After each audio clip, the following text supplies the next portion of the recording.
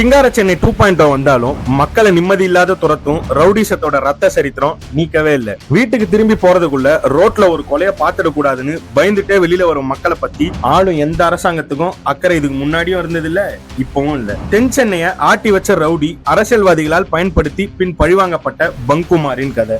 40 குற்ற வழக்குகள், 3 கொலை வழக்குகள், 7 முறை குண்டர் தடுப்பு சட்டம்னு ரவுடிசத்துல கொடி கட்டி பறக்கிறதுக்கு அரசியல் ஆதரவு இல்லாம இருந்திருக்குமா? அதுவும் சென்னை நந்தனத்துல BA படிச்ச மாணவரான சைதாப்பேட்ட குமார் சென்னை ஆட்டி வைக்கும் அளவுக்கு ரவுடி ஆனதுக்கு அவனோட நண்பனும் குருவுமான உமர் தான் காரணம். கட்ட பஞ்சாயத்து கூட்டிட்டு போய் ரவுடிசத்தை கத்துக் கொடுத்த உமரை பரமேஸ்வரன் கும்பல் வெட்டி படுகொலை பண்றாங்க. உமர் கொலைக்கு பழிவாங்க பதிலுக்கு பரமேஸ்வரனை கொலை பண்ணி தன்னோட சாம்ராஜ்யத்தை ஆரம்பிக்கிறாரு பங்குமார். தொடர்ந்து உமர் கொலைக்கு காரணமான புருஷோத்தம, சம்பத்ன்ற 2 பேரை சைதாப்பேட்ட கோர்ட்ல வச்சு கொலை பண்றாரு. கோர்ட்டாவது கேஸ் ஆகுதுன்னு கொலை பண்ணும் பங்குமார பக்குவமா சிறையில பாதுகாக்குது காவல்துறை. அந்த தைரியத்துல சிலையில இருந்தே பரட்ட முருகன்ற ரவுடிய கொலை பண்றாரு. சென்னையே நடுங்கும் அளவுக்கு அவனோட குற்றங்கள் அதிகரிக்குது. சட்டம் ஒழுங்கை காப்பாத்தணும்னு எந்த கவலையும் இல்லாத ஆளுங்கட்சியோட காவல்துறை ஜெயில புடிச்சு போடுறதும் வெளியில விடுறதும்னு விளையாடிட்டு இருந்தது. கொலை, கட்ட பஞ்சாயத்து மட்டும் இல்லாம பாலியல் வன்கொடுமை வழக்குலயும் மாட்டினாரு குமார். இவ்வளவு செஞ்சும் அரசியல் சப்போர்ட் இல்லன்னா எப்படி?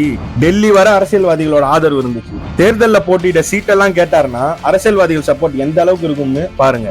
பங்குமாரோட கொடுமைகளை கொஞ்சமா அடக்க வக்கில்லாத அரசாங்கம் அரசியல்ல நமக்கு போட்டியா வருவான்னு தெரிஞ்சதும் என்கவுண்டர்ல போட்டு தள்ளிட்டாங்க. கோர்ட் வாசல்ல கொலை பண்றது, துப்பாக்கி முனையில கற்பழிக்கிறது, மக்களை மிரட்டி பணம் பறிக்கிறதுன்னு பங்குமாரால மக்கள் அன்றாடம் பயந்து வாழும் போது சட்டம் ஒழுங்கை காப்பாத்தாத முதல்வர் அரசியல்ல போட்டியா வந்துடுவான்னு தன்னோட போலீஸை வச்சு போட்டு தள்ளி இருக்காருன்னா, இப்போ திமுக ஆட்சியும் தொடர்ந்து என்கவுண்டர்கள் நடக்கிறத பார்க்கும்போது எதையோ மறக்க இப்படி பண்றானுங்க தோணுது. இந்த சேனலை மறக்காம சப்ஸ்கிரைப் பண்ணுங்க.